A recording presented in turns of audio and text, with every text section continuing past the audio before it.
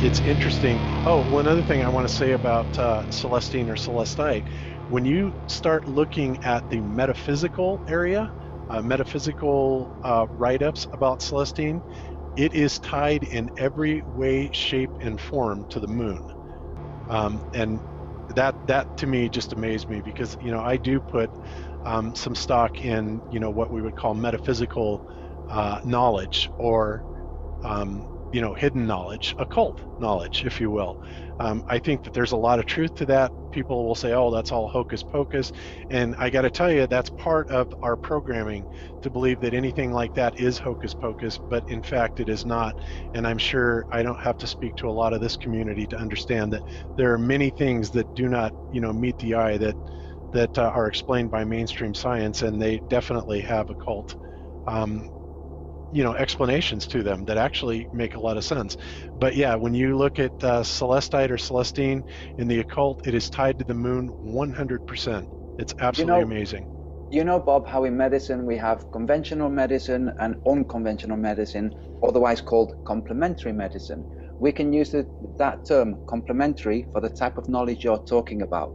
So complementary knowledge, because occult is so smeared into the dark, the devil worship, all of that stuff. But complementary knowledge, it fits. It is knowledge, it's true, and it's just unconventional.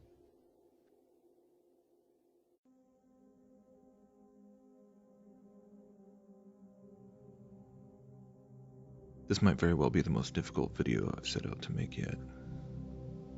I'm incredibly torn. I'm torn. I'm torn because on the one hand, having now been actively investigating the flat earth for almost a year now, and participating in this nebulous thing that so many people refer to as the flat earth community,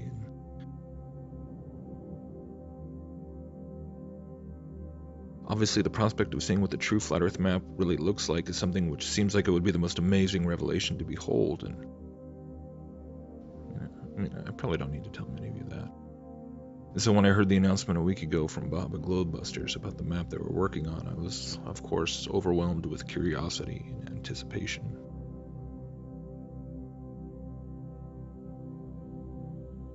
And so now, after having seen the preliminary presentation of what they were working on, the primer as they called it, I'll say right up front that I'm pretty excited about it because from the initial material put forward, I have to say that I do believe that they may have very well cracked it. I'd go so far as to say I'd be kind of shocked if it doesn't turn out to be something along the lines of what Cami and Bob and the rest of the team has been putting together. It's actually kind of uncanny how so many of the elements of what they shared about in their process of putting the map together really does echo so many of the things that I and many of other people have been looking into independently. And just the fact that the magnetic lines of force was taken as being the primary step towards realigning everything correctly and working from the assumption that somewhere there really is a literal Mount Meru of some kind was just thrilling to me. Ever since getting into this flat earth thing, that I've had this nagging thought that something had to be askew with the whole official explanation, magnetic declination and everything. I mean, it has to be hiding something.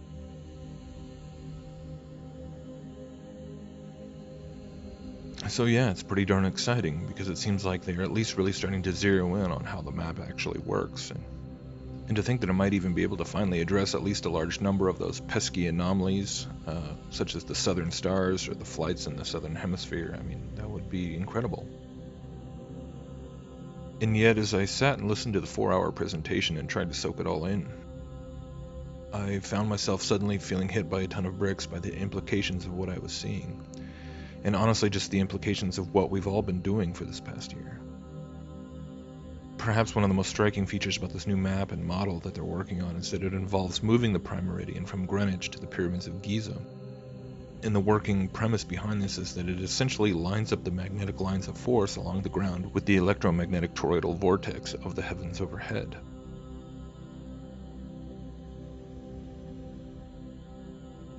And so, in short, if this map and approach is at all correct, then it seems like what would have been effectively achieved is a cosmography which actually reflects the well-known esoteric principle of as above, so below.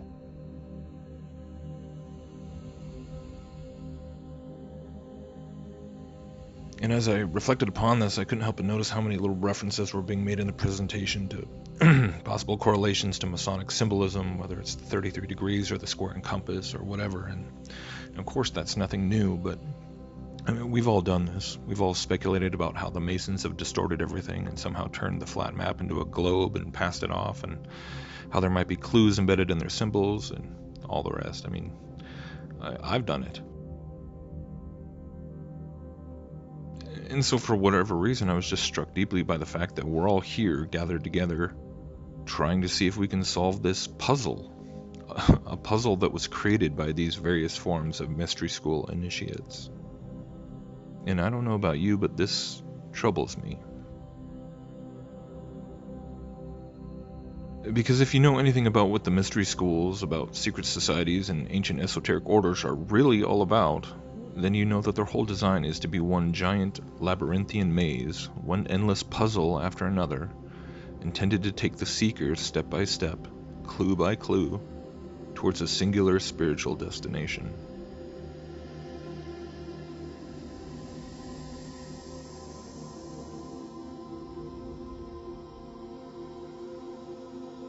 Each level, each new layer, slowly introduces new concepts and practices, gradually taking the pupil further and further away from a knowledge of the one true God and his righteous law, towards the inverse, the opposite, the fallen one.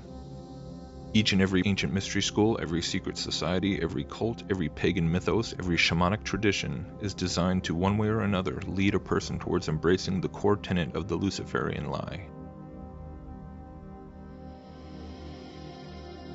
The lie that goes all the way back to the garden, as recorded in Genesis 3, where Satan lied to Adam and Eve and said, "Do this and your eyes will be opened, and you will be as God, knowing good and evil."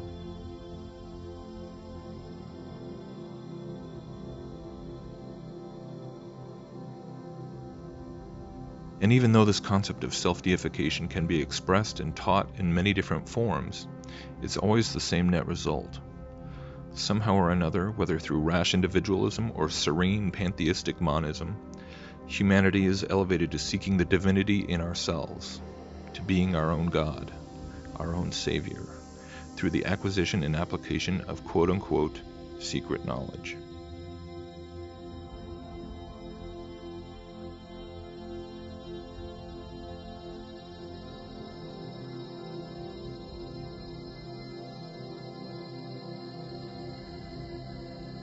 So here's the disturbing realization that has struck me.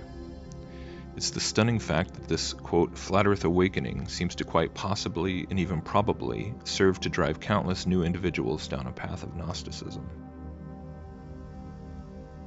whereby so many of the different individual topics which have arisen in the course of this cosmological investigation, such as magnetism, cymatics, frequencies, natural harmonics, the magnetic permeability of certain crystals and minerals, almost all of them just so happen to function as a very attractive conduit for delving deeper into the esoteric and the occult. And don't get me wrong, I'm not saying that there isn't a reality to all these sorts of things. If you've seen my videos, you know that, you already know this. But the point is that if anyone is immersing themselves in these things without the foundation of literal biblical truth, they are, as the Bible describes, like waves on the sea, being tossed back and forth by every kind of false teaching.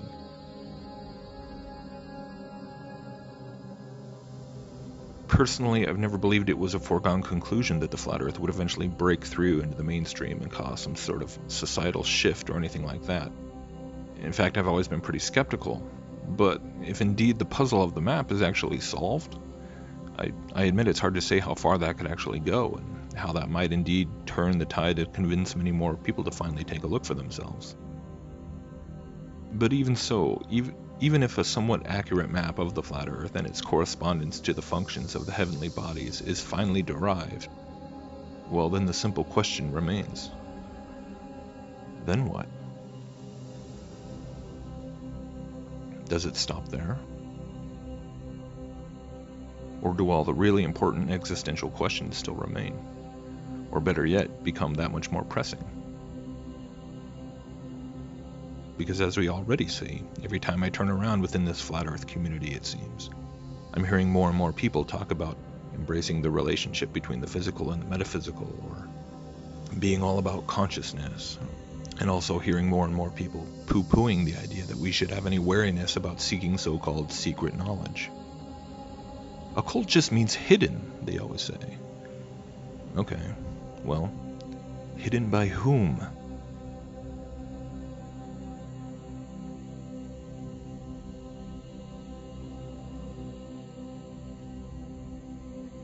The flawed logic of this argument is enough to drive me crazy, yet I hear it almost every day.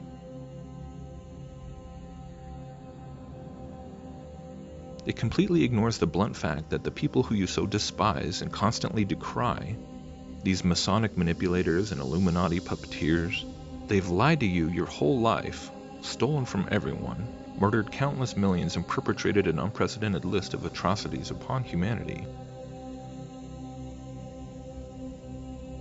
And yet you think that somehow the same secret knowledge which they have hoarded to themselves, whether it be about free energy or third eye activation or quantum technology or whatever else, you think that this special secret knowledge is what we can use to elevate our consciousness and free humanity and finally make the world safe and free and everything else?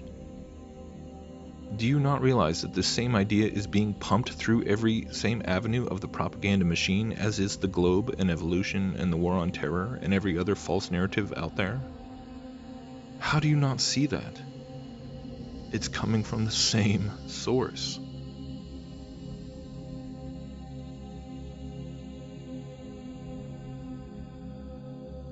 There's nothing new under the sun.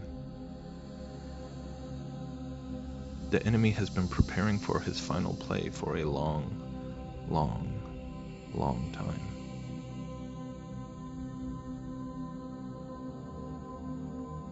And I'll just end with this image. This which also struck me as I looked upon this new take on the Flat Earth map, which again I think is quite probably going to prove itself quite valid. But if you just look at it, what do you see? I see the lines between the magnetic points and the curving line of the magnetic field itself, superimposed over each other, like two triangles.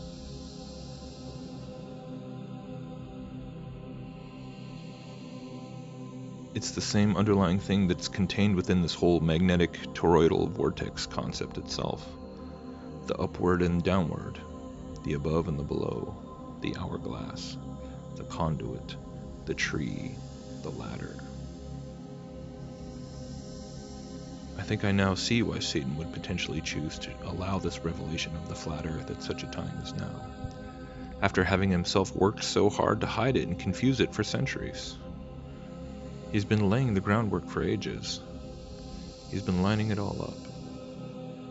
He first erased the true nature of creation from history, only to have it finally be rediscovered through the filter of New Age occultism, which the world is now saturated in to a degree never before seen in history.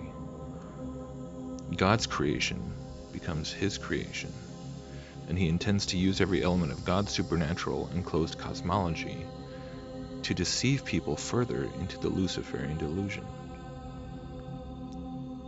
In effect, Satan has turned the world itself into the final, massive mystery school, preparing the entire world as a whole to embrace with open arms the externalization of his demonic hierarchy.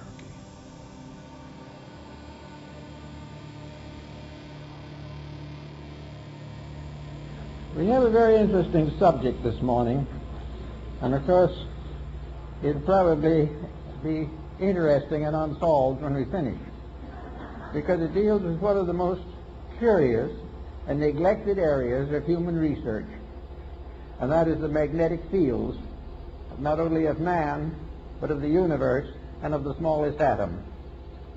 The beginning of the study of magnetism can be traced back to Egypt, and the staffs and wands of the ancient priests were instruments of magnetic conjuring.